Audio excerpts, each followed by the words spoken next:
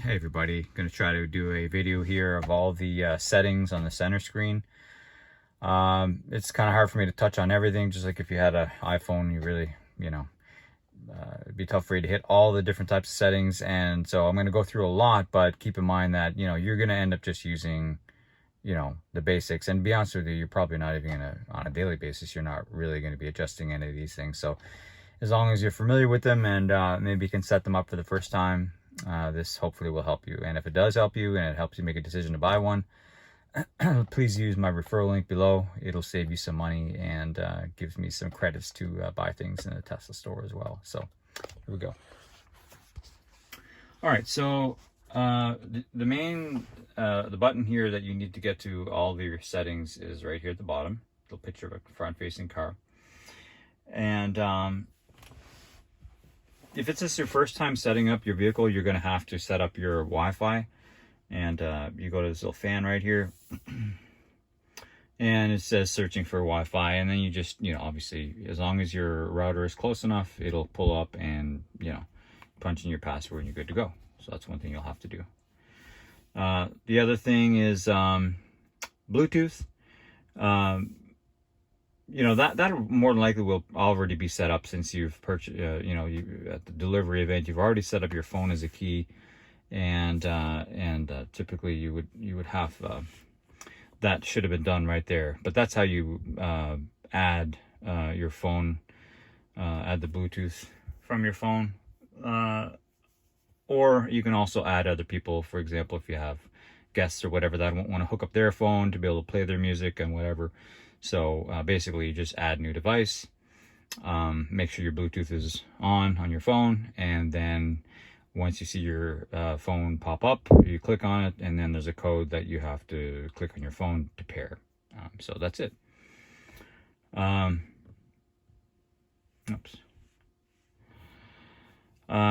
Profile, again, that sort of thing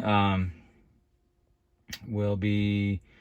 Each person will have their own Tesla account, and once you invite them to be a user of the vehicle, their profile will show up. So yours should be here, whatever profile or email you use, it will be there.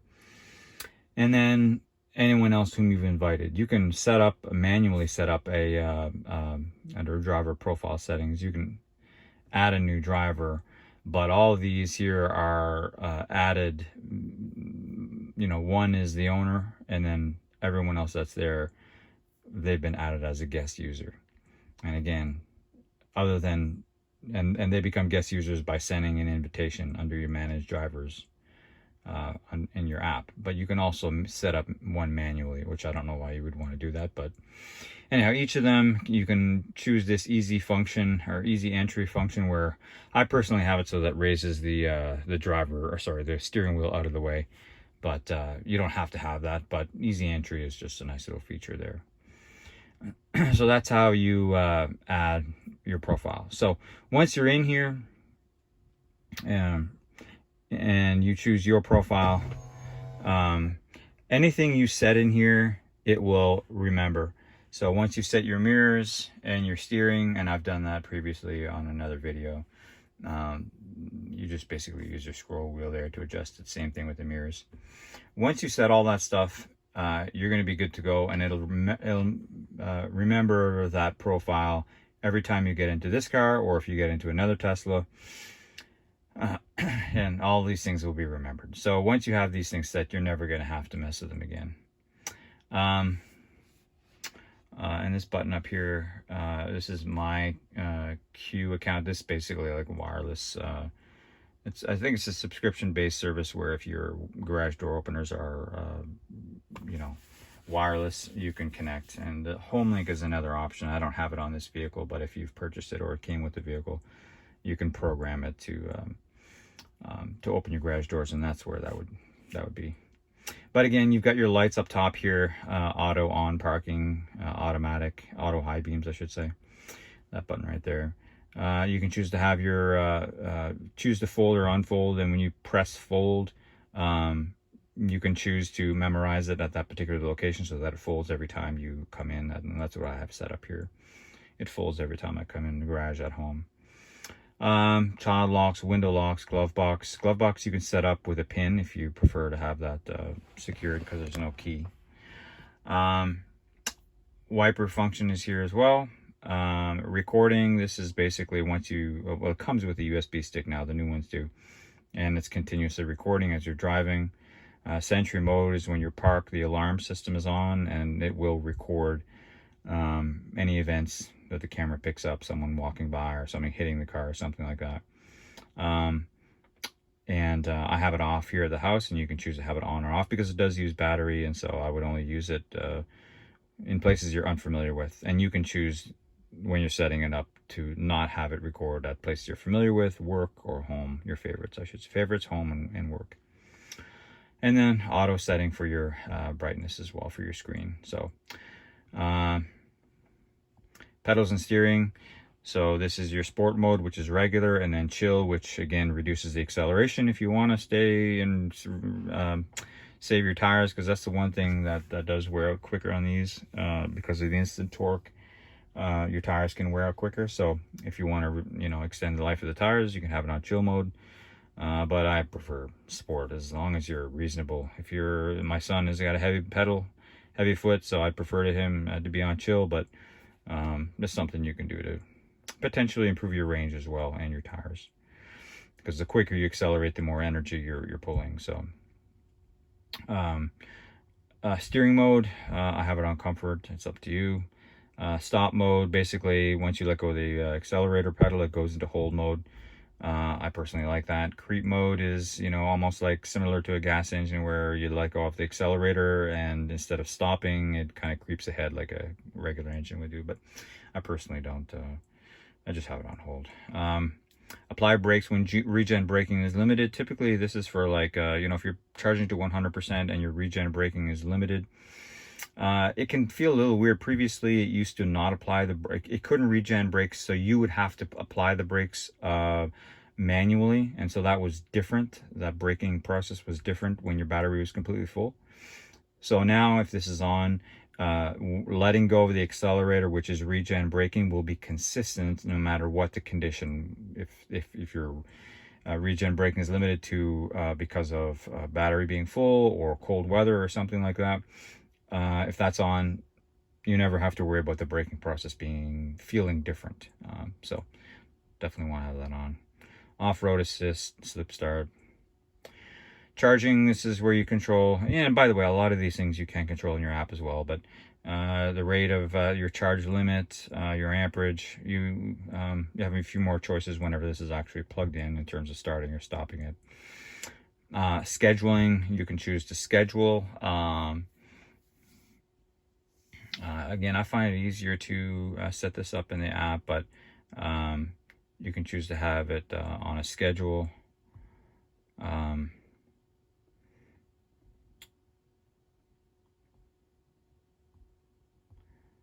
Yeah, I went over this to, here we go. Switch to scheduled departure. So I have it, you can have it on for 11 p.m. or whatever. For me, that's when our reduced rate starts, our nighttime rate. So that's what I have it set for. When you have the scheduled departure, you can switch that so that it only leaves at, or finishes charging at when you want it to depart. Like for us, 7 a.m. is when our reduced electric rate starts, so sometimes I'll set them for departure at 7 a.m. and you want to use that especially if you're charging at 100%. That way the vehicle is not sitting at 100% longer than necessary. So yeah, this is where you would set your time for departure, 7 a.m. There it is, scheduled for departure. What else? Autopilot, a lot of different features here. So this vehicle has a full self-driving package, so you may not have this as a selection for your vehicle, but you'll have traffic aware cruise control or auto steer, and these are both in beta because obviously full self-driving is making decisions to turn and to keep you in the center of the lane, and so you're obviously in control and you have to agree to that. And auto steer, again, same thing. The vehicle is steering for you, meaning keeping you in the center lane. It will not turn for you if you do not have the full self-driving package, but It will potentially change lanes for you if you have enhanced autopilot and keep you lane centered. Whereas traffic aware cruise control, that's basically just adaptive cruise, not lane centering, from what I understand. I never use that, but I have the choice for stop, traffic light and stop control because I have the full self-driving package. So this essentially will start and stop for me at stoplights and stop signs. So that probably will not be there if you don't have the FSD beta or the full self-driving package. But you will have the full self-driving visualization. So a few different choices, but a lot of this stuff is the same.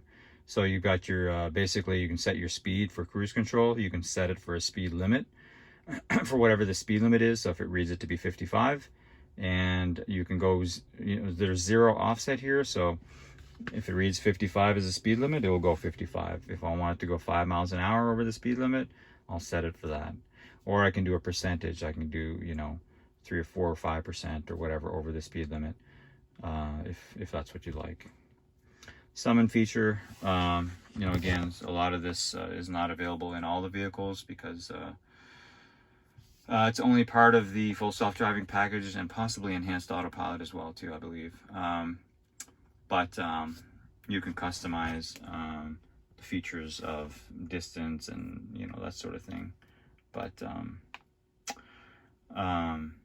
automatic blind spot camera, that's a nice feature. The camera will show up whenever you turn a signal light on for the side camera. Blind spot collision warning chime, it'll obviously chime if it senses something's in your blind spot and you're about to change. Speed limit warning, so if you're going over your speed limit, so let's say you set it for 50 to go 55 and 4 miles an hour over at 59, but then you put your foot on the accelerator pedal and you're continuing beyond that, or even if you're not using autopilot, if you're just driving and you end up going 6-7 miles an hour over the speed limit or whatever you set it to be. So here I have it set to go off either with the display where it flashes the speed limit at the top of the screen here, or it gives me a little chime if I go above 6 miles an hour. So I can set that to be, 0 miles an hour, the speed limit. As soon as I go over the speed limit about 1 mile an hour, it'll give me a little indicator. And same thing, you can set it to give you a chime if you go above a certain speed. But this is relative to the speed limit. So for collision warning, so if you're driving and it senses that you're not letting off the accelerator when someone's braking in front of you, it'll give me like a beep beep beep and a warning. So you can have that to go off really early or medium or late. So if you find it's going off too frequently, you might want to change it to late. But that's a nice feature that saved me once or twice.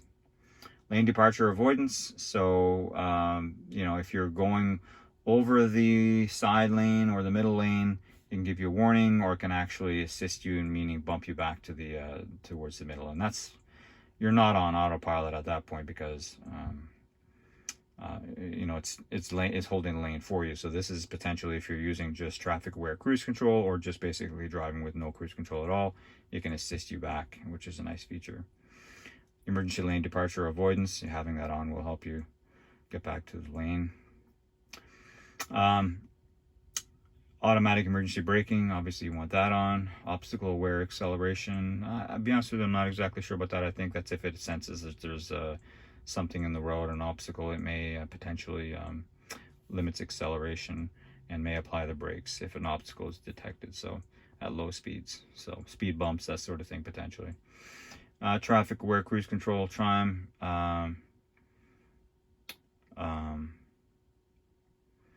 I think that indicates it whenever you turn on your traffic aware cruise control. It just basically lets you know that you're turning it on, I think.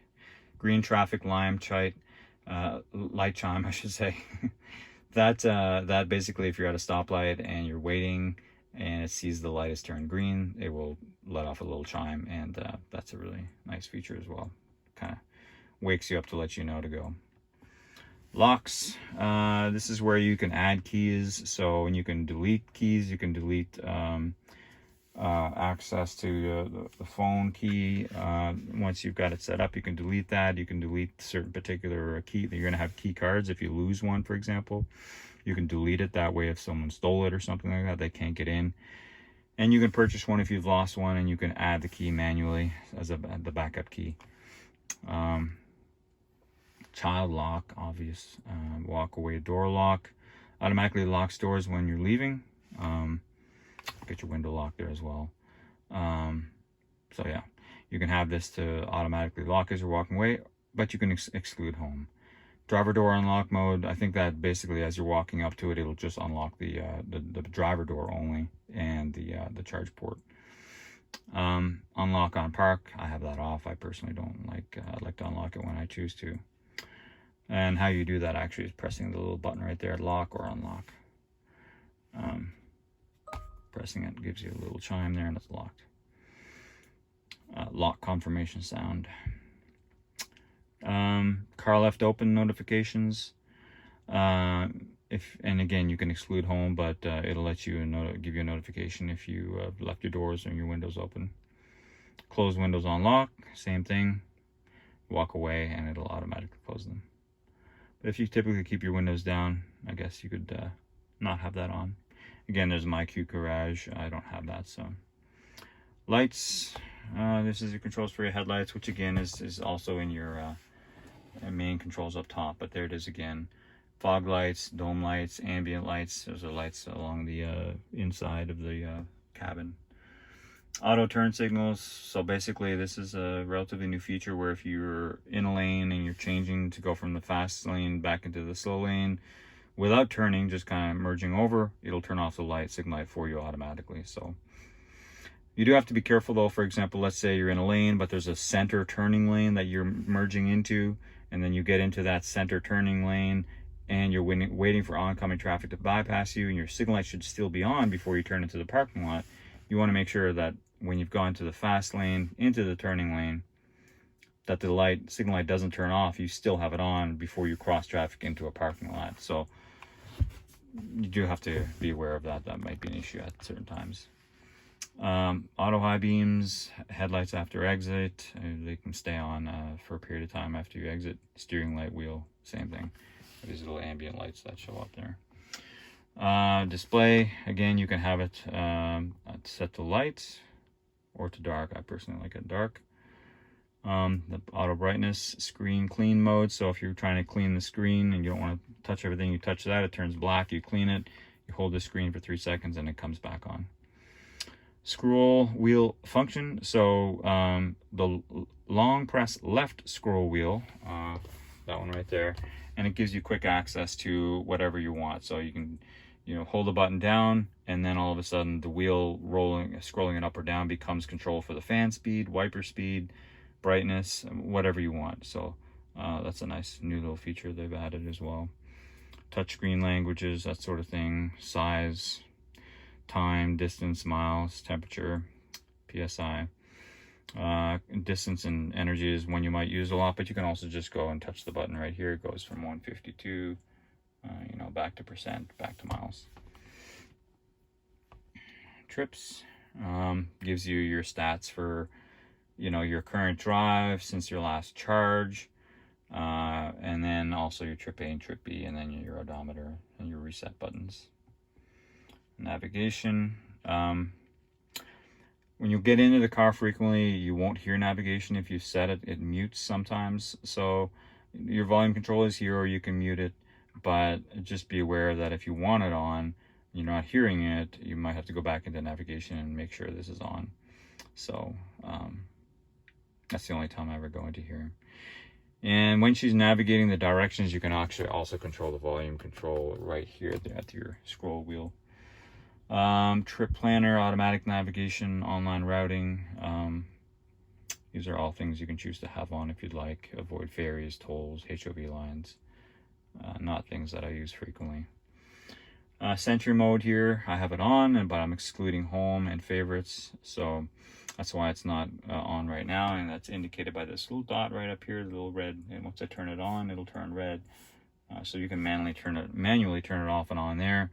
Otherwise, it'll always be on except for your favorites and home and work if you choose to exclude them. Camera-based detection, so Sentry mode is being triggered by the camera, and I guess if you felt as though it was going off and on a lot, because it can, as soon as someone walks by, conceivably you could turn that off, and that would prevent too many events from being recorded and wasting more battery potentially. So if you just wanted sentry mode on from vandals, someone hitting the car, something like that, you could have that off, and then it would only record in those situations. But otherwise, it's recording every time it senses movement by someone walking by it.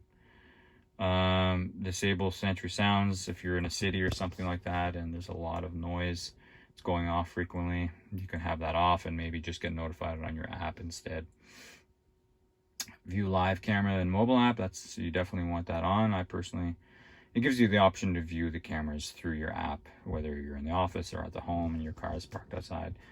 It gives you live access to the cameras.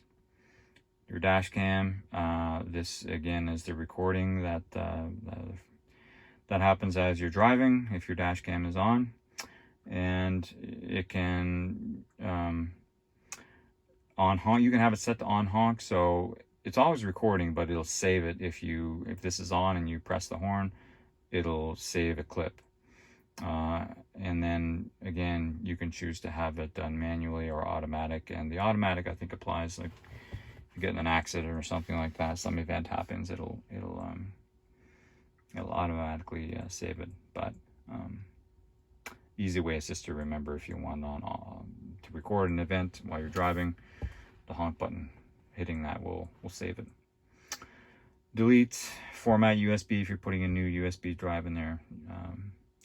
Allow mobile access, you want that on to be able to, again, this is not something I use frequently, but they recommend having that on. Pin the drive if you want that for extra security, for people not to steal your vehicle or something like that. Even though they'll get in, if they don't know the pin, they can't drive it. Same with glove box pin, you can set that up. Speed limit mode, you can have that on to limit speed. Cabin overheat protection, if this is on, the AC or just the fan will turn on if you choose no AC once it reaches above a certain temperature. Security alarm, park assist chimes, gear chimes, Joe mode. This is all kind of auto chimes that you can have on or off. So power off, that's a feature that you can use to shut down the vehicle, a manual shut or hard shutdown, if you're trying to address certain bugs or whatever. Another way to a soft reset is to hold these both scroll wheels, one hand and another hand at the same time. Hold those down.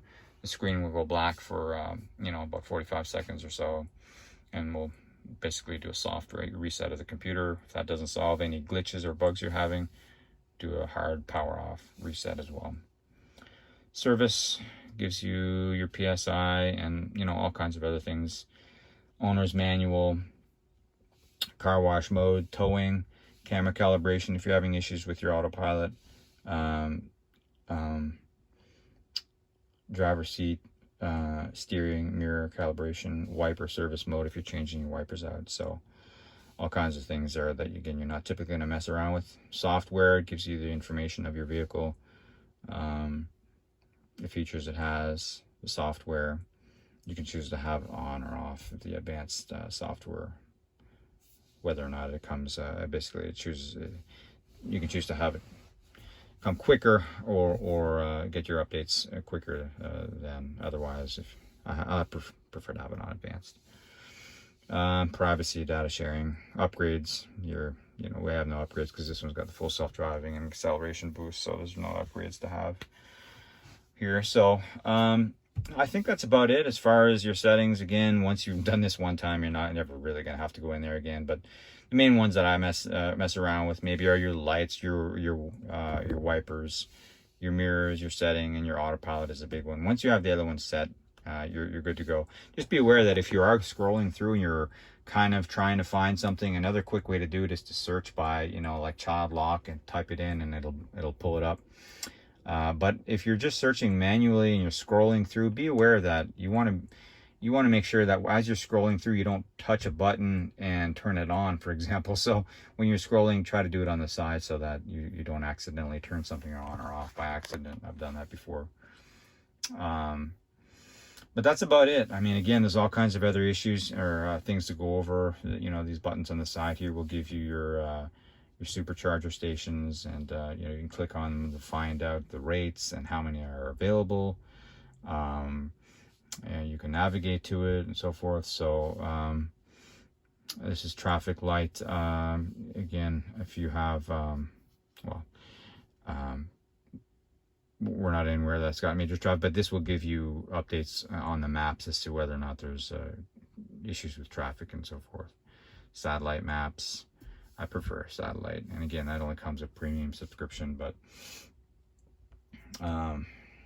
so again, I did basically an orientation for your test drive, and that went over the basics as far as temperature control and all the, you know, the fundamentals down here. So I think that's about it. I've gone over a lot there, but hopefully this gives you a quick orientation to the vehicle and the center screen settings. And so let me know if you have any other questions, and if it helps you make a decision to buy one, please use my referral code.